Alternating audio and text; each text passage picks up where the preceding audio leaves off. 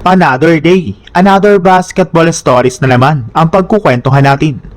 At ngayon nga ay pag-uusapan natin ang balitang ireretiro na nga po ng Toronto Raptors ang jersey ni Kyle Lowry at ang balitang makakagawa pa nga po ng trade ang Philadelphia 76ers. Opisyal na nga pong inanunsyo ng Toronto Raptors ng number 7 jersey ni Kyle Lowry ay tuloy ng ireretire sa Scotiabank Arena sa January 10 sa kanilang magiging laro kontra sa Philadelphia 76ers. Isang espesyal na gabi nga po ito para kay Lowry at sa buong Raptors organization dahil isa siya sa mga players na nag-iwan ng napakalaking marka sa kasaysayan ng franchise. Naglaro nga po si Lowry ng siyam na unforgettable season sa Toronto Raptors kung saan naging leader siya ng team at naging malaking bahagi ng kanilang paglalakbay patungo sa kauna-unahang NBA Championship noong 2019.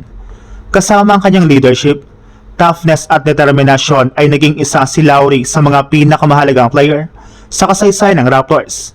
Hindi lamang siya naging point guard ng team kundi naging mukha rin siya ng isang era na tuloy nagdala ng championship sa Toronto Raptors.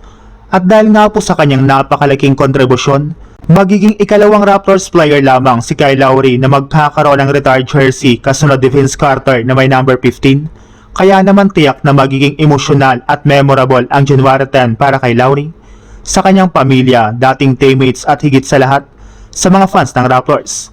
Mula sa pagiging leader ng court hanggang sa pagiging bahagi ng unang championship sa kasaysayan ng franchise, tuluyan ang magiging bahagi ng Raptors history ang number 7 ni Kyle Lowry. Sa ibang balita naman, matapos nga po ang sunod-sunod na malalaking moves ng 76ers, mukhang posible pa rin nga na pong gumawa ng panibagong trade ang kanilang team para lalo pang mapalakas ang kanilang lineup. Sa ngayon ay isa na nga po sila sa mga team sa mga may pinakamalalakas na core players sa buong NBA kasama sina Joel Embiid, Tyrese Maxey, LeBron James, Jaylen Brown at si KCP. Pero kahit ganito na nga po kalakas ang kanilang starting lineup, mukhang hindi pa rin nga po kontento ang Sixers sa kanilang buong roster.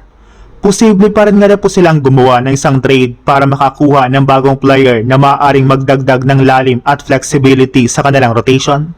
At dito nga po maaaring maging mahalaga ang isang player na si Jabari Walker. Maaari nga na pong gamitin ng Philadelphia si Walker kasama isang second round pick bilang package para subukang makakuha ng player na mas makakatulong agad sa kanilang championship aspirations. Hindi naman kinakailangang isa na namang superstar ang hanapin nila. Sa katunayan, mas kailangan nga po ng Sixers ngayon ang isang solidong role player na kayang dumepesa, merong 3-point shooting, kumuha ng rebounds at magbigay ng energy kapag nasa bench ang kanilang mga pangunahing stars. Sa madaling salita, it's either 3-and-D player o big man ang kanilang kukunin. Sa dami nga po ng star power na mayroon na sila, ang pinakamahalagang bagay ngayon ay ang pagbuo ng supporting cast na babagay sa kanilang mga superstar.